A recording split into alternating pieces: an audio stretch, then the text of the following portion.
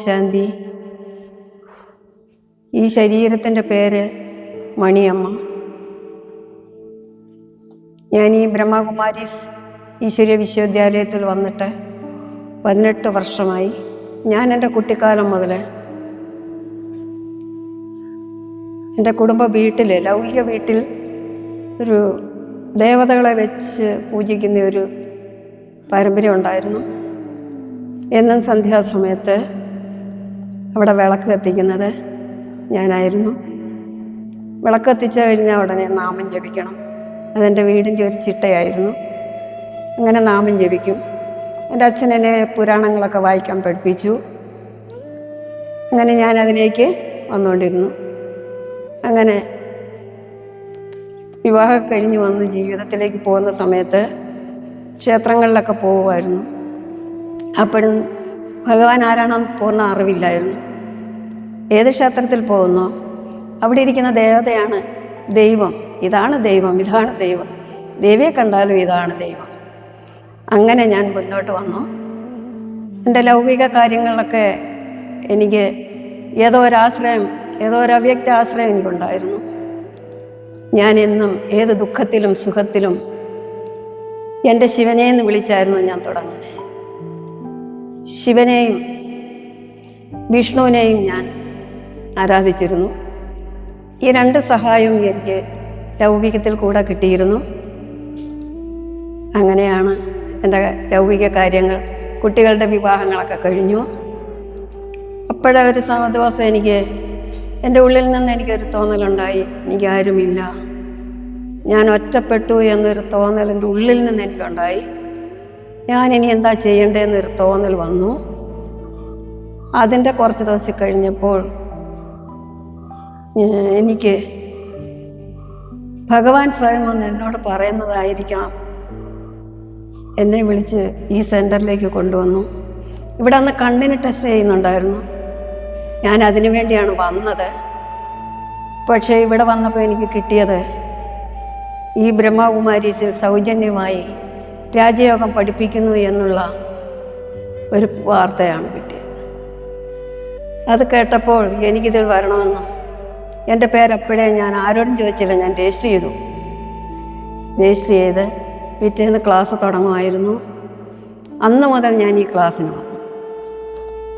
അന്ന് മുതൽ തുടങ്ങി ഈ സെൻറ്ററിലെ സമർപ്പണ സഹോദരികളിൽ നിന്ന് നല്ല അനുഭവമായിരുന്നു. അവരുടെ നല്ല പാലന എനിക്ക് കിട്ടി. എനിക്ക് എന്ത് കാര്യമുണ്ടെങ്കിലും എനിക്ക് അവരുടെ ആശ്രയം ഉണ്ടായിരുന്നു. എനിക്കൊരു കൈത്താങ്ങായി അവർ കൂടെ ഉണ്ടായിരുന്നു. ഈശ്വരൻ അവരെ നിയോഗിച്ചു. അങ്ങനെ ഞാൻ ഇന്നും എൻ്റെ ബാബയുടെ ഈ സ്കൂളിൽ ഇന്നും ക്ലാസ്സിന് വരുന്നുണ്ട്.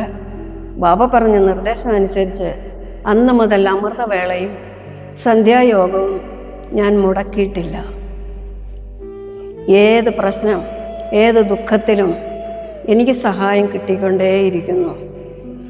ലൗകികത്തിൽ വരുന്ന ദുഃഖവും അത് ദുഃഖമായിട്ട് എനിക്ക് തോന്നുന്നില്ല. അതിനെയെല്ലാം ഞാൻ ഭഗവാന്റെ കാരുണ്യം കൊണ്ട്, ഭഗവാന്റെ സ്മൃതിയിലൂടെ അതിനെ തരണം ചെയ്ത് ഇന്ന് ഞാൻ വിജയിച്ചിരിക്കുകയാണ്. ഇനി എനിക്ക് അന്തിമ സമയം വരെയും ഭഗവാന്റെ നാമങ്ങളും ഭഗവാന്റെ ഈ ജ്ഞാനരത്നങ്ങൾ അനുഭവിച്ച് അന്തിമത്തിൽ ഭഗവാന്റെ അരികിലേക്ക് എത്തി ഭഗവാന്റെ കൂടെ പോകാനാണ് എൻ്റെ ആഗ്രഹം. ആ ഭഗവാനിൽ ഞാൻ അഭയം പ്രാപിച്ചിരിക്കുകയാണ്. എനിക്ക് ഏകഗതി ഇതൊരെണ്ണം മാത്രമേ. സെൻറ്ററിലെ സേവനത്തിന് ഞാൻ വരുമായിരുന്നു. എനിക്ക് സെൻറ്ററിൽ വന്ന് ബാബയുടെ സേവ ചെയ്യുന്നത് ഇഷ്ടമായിരുന്നു. തൂത്തുവാരുകയും കഴുകുകയും എല്ലാം ഞാൻ ചെയ്ത് റൗണ്ട് സേവ ചെയ്തു.